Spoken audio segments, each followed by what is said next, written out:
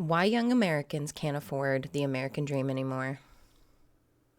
There's a lot of contempt right now being thrown out by the boomers, and I don't think it's a great plan. Because the boomers are the most selfish generation. They literally grew up in a time where they didn't have a credit score. Everything was cheaper. They didn't have to deal with half of the shit that is going on now. And they look and they're like, oh, things are so expensive. Yet they're still going on vacations. They're still buying vehicles. They have houses that they only had to pay like 40,000 for. And then they turn around and try and sell it for like 500,000, 1,000,000, 2,000,000. And then wonder why the younger generation can't afford anything. Just stuff like this. Amazing number of people spent much of the day running around apparently calling for Trump to find a way to initiate a deflationary spiral in the American economy. A deflationary spiral. Now, there are younger generations out there calling for that kind of thing. There is no world that exists in which America is going to have a deflationary spiral. No, it's not, because our politicians, it would not benefit them at all, because they do insider trading. They collaborate with corporations. They want all the money. They don't want you to have the money. As much economic sense as that might make on a blackboard, right? If you've had massive inflation as we have, how do you reconcile massive inflation? One way is to have massive deflation. No, you increase it. That's the political goal. Give them more money. Deflation is not necessarily bad from an economic perspective. Deflation means that, well, the opposite of inflation. Inflation, your dollar keeps being worth less and less and less. That's why you need more then to buy any particular resource or commodity. That's why the rent's too damn high. That's why eggs are too expensive, although they're not anymore. But it depends on where you are. I know for us, groceries have gone up significantly. We're a family of 5. And what I used to spend on groceries, maybe $600 to $800 a month. Now that's doubled. And I'm not buying anything extravagant. I'm not buying snacks. We try and eat healthy.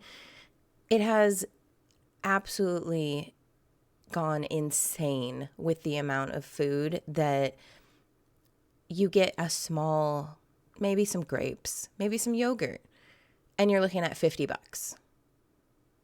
Maybe eggs haven't gone down in certain places, or maybe it's the opposite. Maybe they have gone down in certain places, but the problem is that it's the whole picture.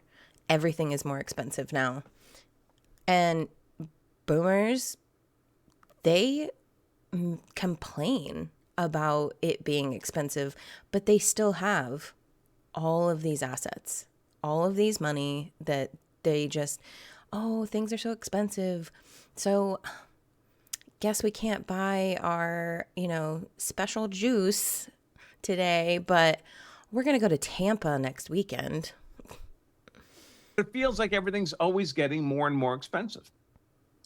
That's inflation. Well, deflation, things get cheaper. Things get cheaper. Food becomes cheaper, gas becomes cheaper because the dollar is becoming more valuable relative to resources. But here's the problem. The problem is that assets are also priced in dollars. Homes, 401ks, any asset a person owns is ultimately valued in dollars. And the people who hold assets, they don't want to see the perceived value of the asset declining because now it's worth fewer dollars. That's not economic reality. It's worth fewer numerical dollars. Each of those dollars has greater buying potential. The value of the asset hasn't changed. But they see the price of their home going down. They see the price of their 401k going down. And they feel like they're getting poorer, especially people who've paid. What? I don't know. Maybe he's speaking about the younger generation that's seeing this, Because what I see with the boomers is most of them have already paid off their houses and invested in their 401ks. So they aren't looking at it and being like, why is it going down? Because they're selling their house for $500,000 so that they can go to freaking whatever and do whatever. Meanwhile, younger generations, we're struggling to try and get like basic necessities. I don't think we've gone on a vacation in years. Years. Because it's not a priority.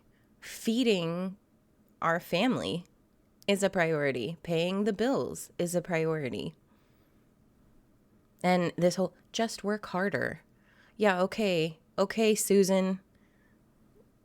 Paid for a home at the inflated price. And now they're paying a mortgage on that inflated price. And then they see the value going down. Inflation, of course, always favors debt holders because you pay the debt back over time. And over time, the value of the dollar is inflated away, diminishes. And so you're paying back the loan with dollars of lesser value than when you took the loan out.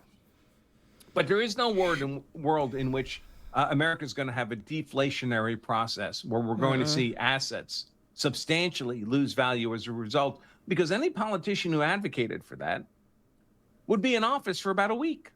It is not politically viable to do that. So deflation.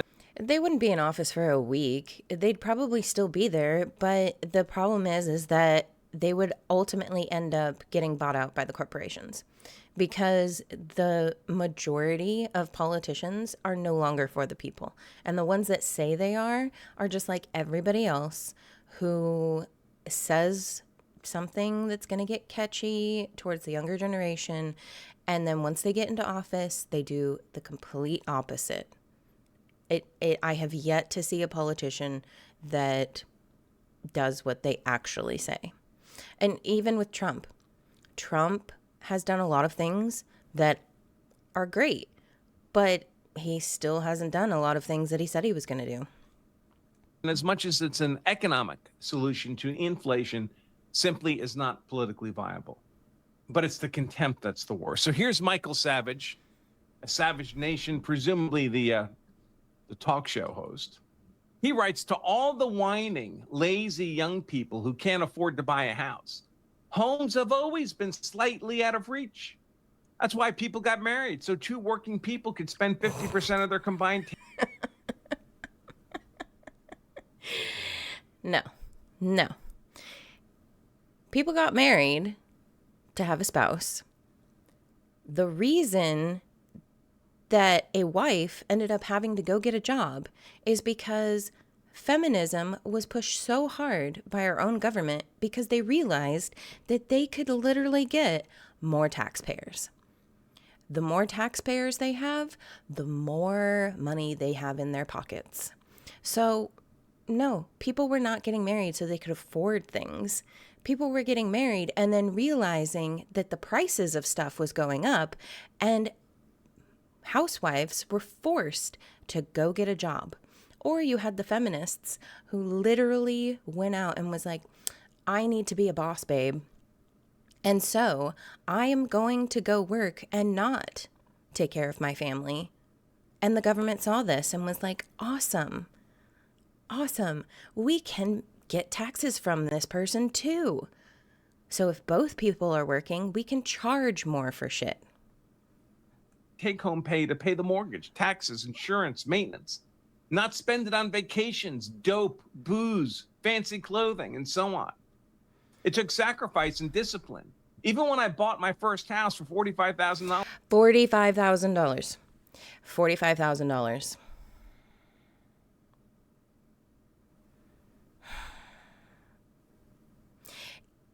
A $45,000 house now, if it exists, would be like a crack trailer.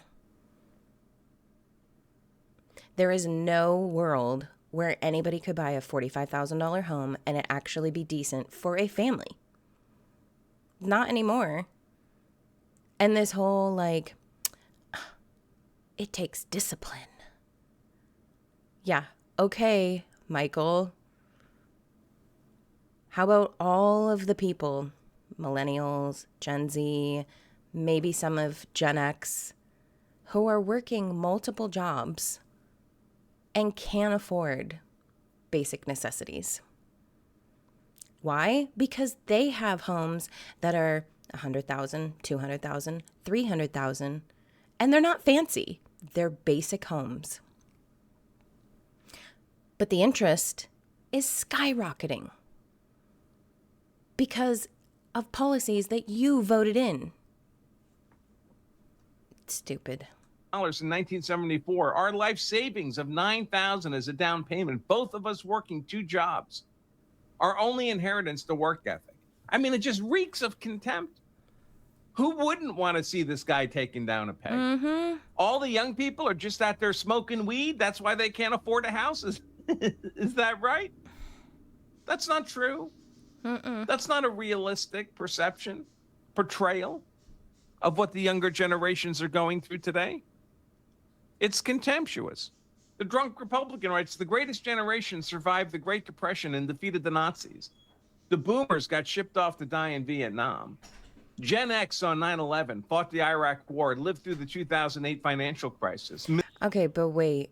His timeline is off also with this because it wasn't just Gen X with 9/11 or the Iraq War. You have the elder millennials and some of the like mid-range millennials would have still been dealing with this. Gen Z would have been the only one that was not around prior to. Millennials and Gen Z, they're complaining about overpriced burritos. It's just utter contempt. No, you know what most Gen Z, okay, you have the 2 different aspects of Gen Z. You have the ones that you see a lot of. You have the ones that are super lazy or have all these weird ass conditions where it's time blindness and all of this stupid shit. And then you have the ones who actually are trying. They're actually trying to get a job. They're actually trying to make something, and no one is hiring. And why is nobody hiring? Because half of these jobs now have so many unrealistic standards that are entry-level jobs. There is no entry-level job anymore. You have jobs where it says you have to be 18 or older for working at McDonald's. You have to have a high school diploma.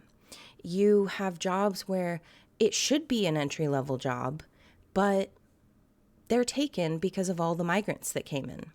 So teenagers don't even have that option anymore. It's just asinine. And it's comparing apples to oranges. Guess what? The greatest generation, the boomers, Gen X, even Gen X, did not have to deal with. They did not have to deal with 200 million third world invaders looting our nation, competing with every American citizen for every scarce American resource. Housing, healthcare, education, employment, infrastructure, food, even burritos. That changed. This whole... Yeah, and here's again, the credit score didn't even get implemented until 1989. 1989. So all of these people who literally could buy a car, buy a house, they didn't have to deal with you have to have a 700 credit score or higher. You have to have an 800 credit score or higher. They could just go and buy one, and it was determined based on their income, which was already better than the average income now. This whole H-1B crime syndicate fiasco we force American citizens to live with today, that didn't even take effect until the 1990s and didn't become thoroughly corrupt for another 10 or 20 years.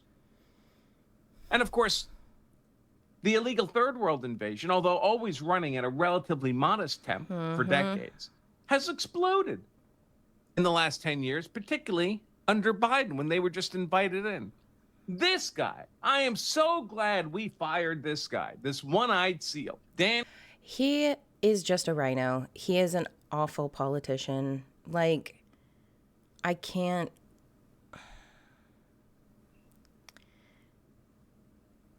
It's not just celebrities now who are completely detached from reality. Most of all of our politicians are as well. And Crenshaw. He writes, just hearing about this dumb $20 burrito debate. So just thought I'd make the losers on social media angry before going to bed. Stop whining, get a job, eat ramen, like the rest of us did in college, on a budget with 4 roommates. The market doesn't care what you think something should cost. Only communists care.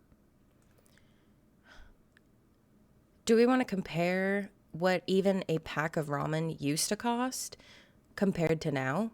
Because now you can get a pack and it's almost like $3.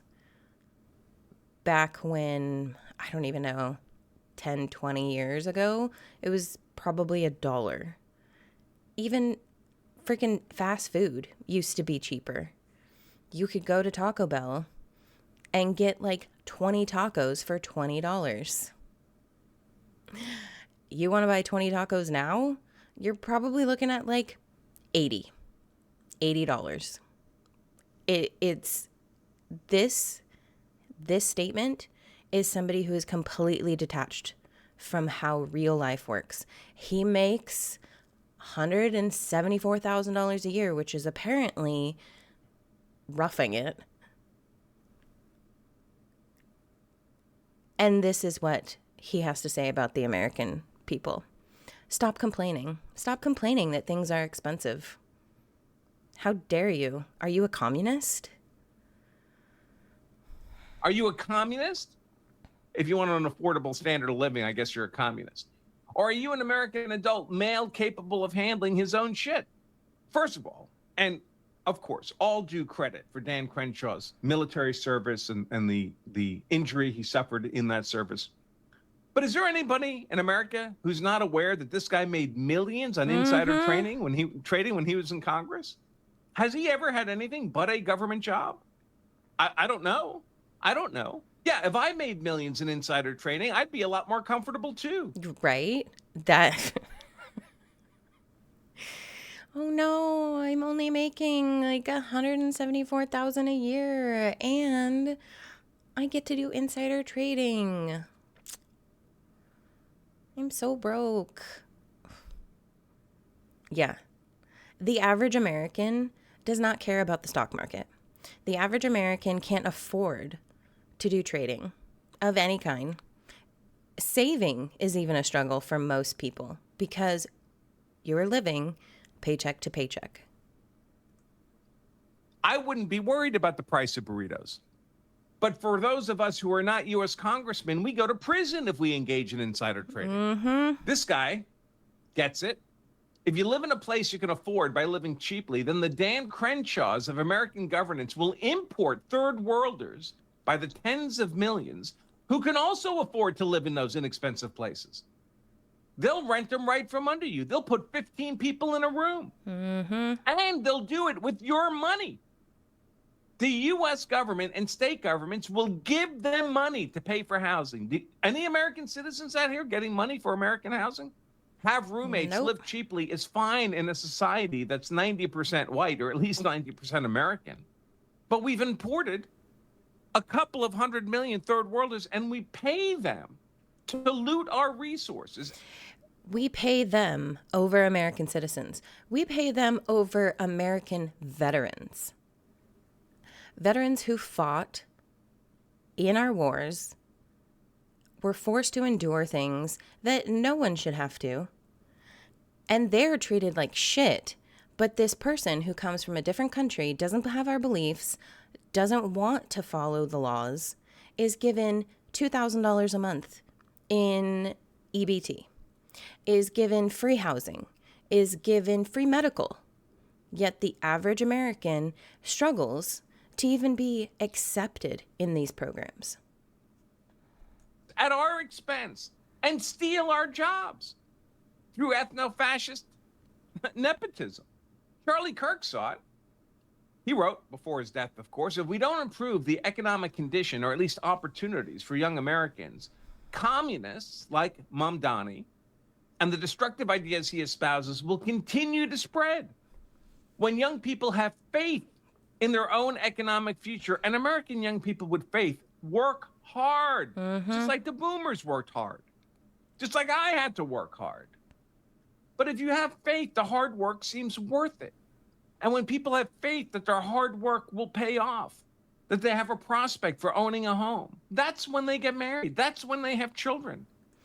Well, and the biggest issue here is that you have now an economy and a social structure that basically says that marriage is not good anymore. Having children is not good anymore. You have this lie about overpopulation. You have women who would rather go and have a career than take care of their children. And then what is the advantage to any of this when you are being taxed to death and everything costs $1 billion? This isn't a society anymore that even promotes the things that we should be. There is no incentive given for any of this by our own government. There's no incentive to have children. There's no incentive to get married. And the really only incentive there is a Christian standard. But even then, because of Americanized Christianity, you have that really lacking because it's not pushed within churches. The only time that you have it pushed in most of these churches, and it's not even that much, is if it's an Orthodox or Catholic or confessional church.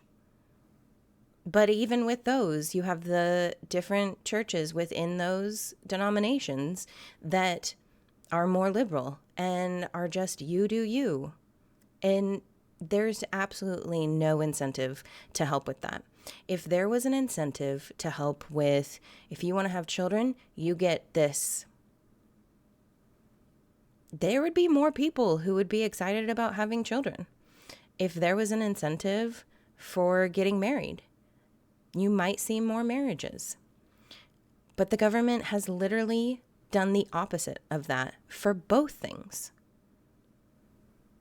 So you have no incentive from the government, except that people are tired. People are tired of trying to work their ass off and for nothing. There is no more working like the boomers did, or even the silent generation, where they could start at an entry-level job and work their way up until retirement and get all of these benefits. Working 9 to 5 actually, meant that you got somewhere by the time you would retire. Now, that doesn't matter. You have people who start at a job, working entry level, and by the time they're up for a raise or a promotion, they get fired because they can hire somebody younger or someone illegal who they can pay at a third of the price. They don't need to pay you that incentive. So there is no more realistic working your way up in jobs. And the younger generation is seeing this. The younger generation is seeing, why do I want to work from 9 to 5 when I'm not actually going to make a living doing this? And I'm not going to get what the boomers got.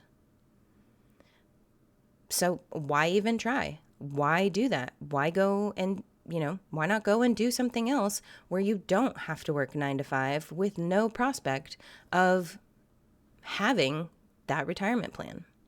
You saw this even when COVID happened.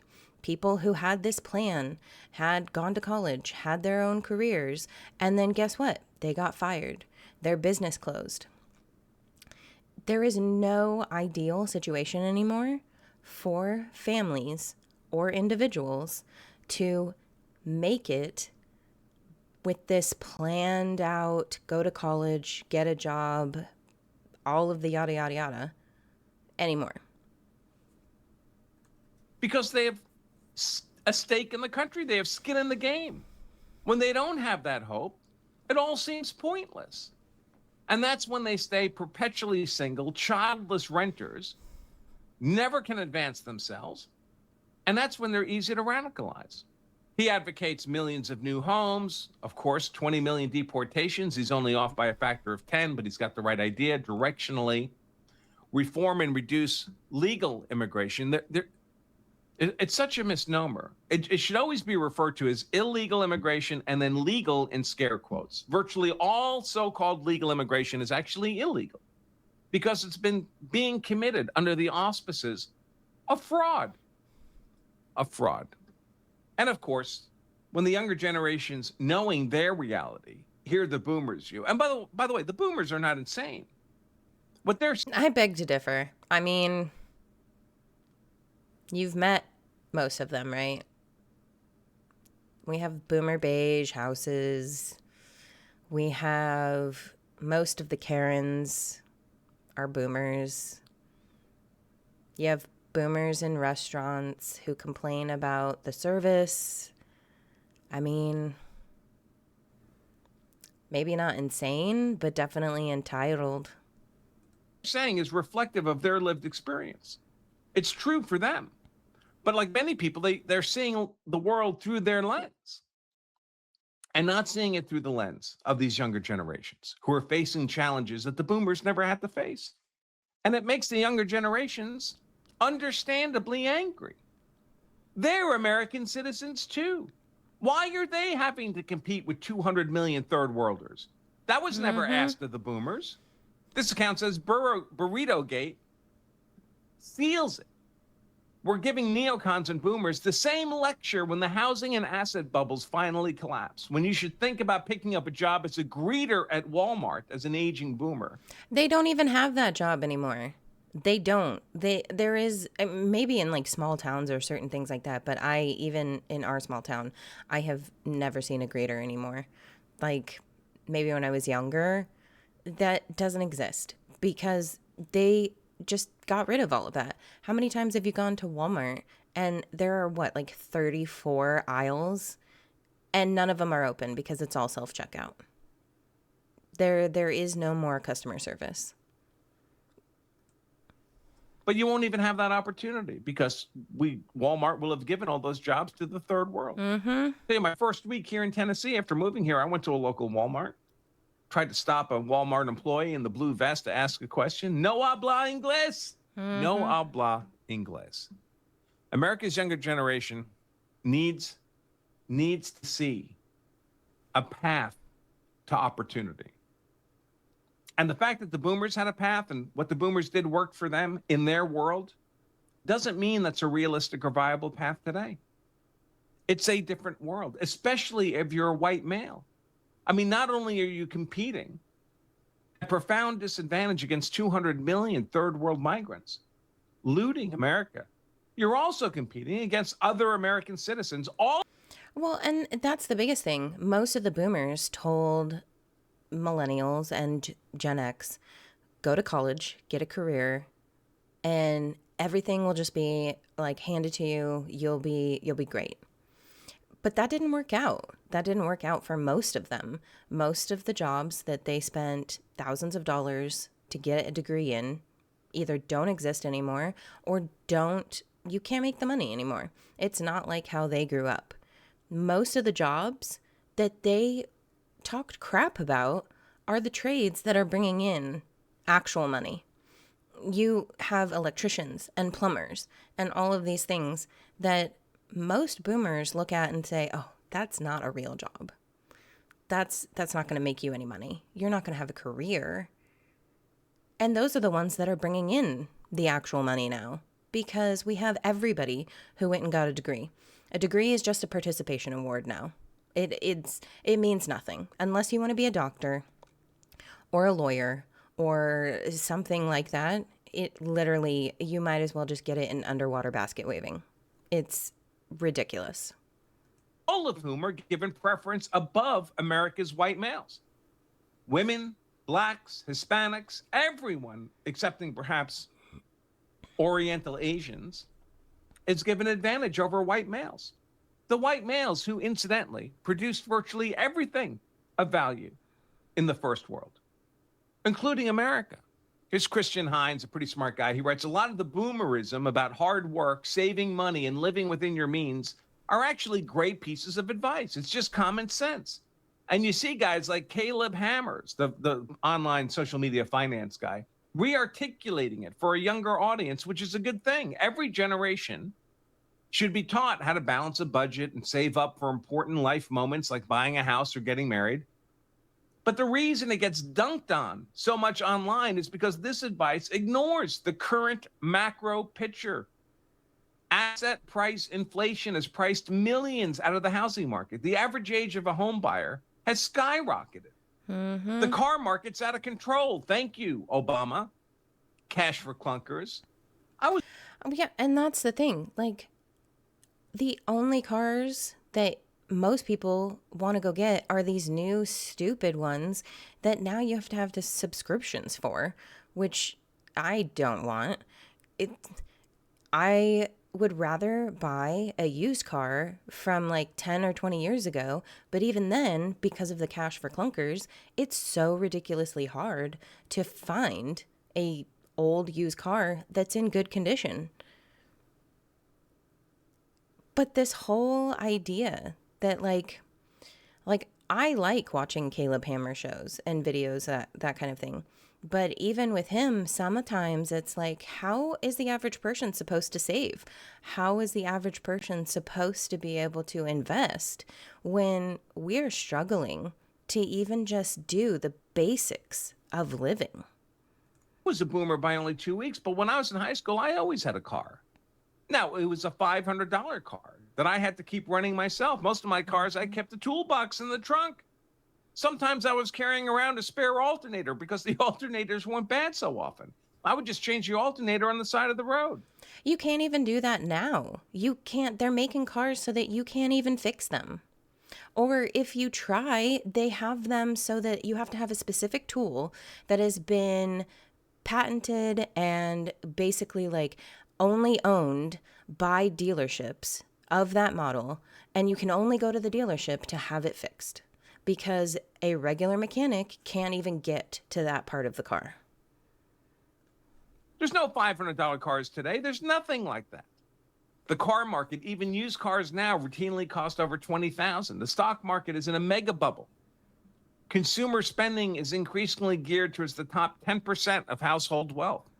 We increasingly live in a K-shaped economy where there are a number of people whose fortunes are increasing at a healthy rate, and there's a lot of other people whose fortunes are not, and they're all American citizens. It leaves half the country feeling hopeless, and communism is attractive to hopeless people. Hopeless about their financial situation and their future. Understanding where people are and why they feel so pessimistic, being able to put yourself in the other guy's shoes, being able to see the world through their lens, why they feel so pessimistic about the economy, despite record stock price increases, is essential if you want to set our fellow countrymen up for success in the future. And we do want that. We do want all Americans to have a path to success. And the path exists. We just have to realize it. We just have to unbury it from under 200 million third world migrants.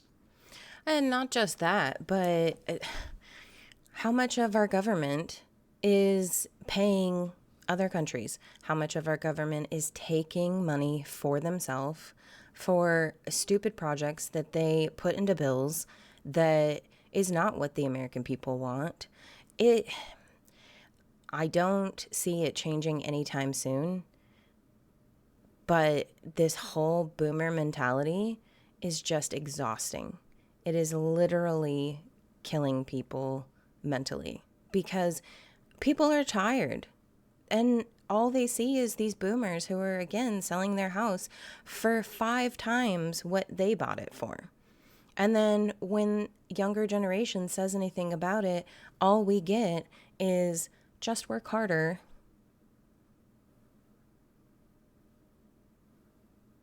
It's exhausting. All right. Like and subscribe if you liked this, and have a great day.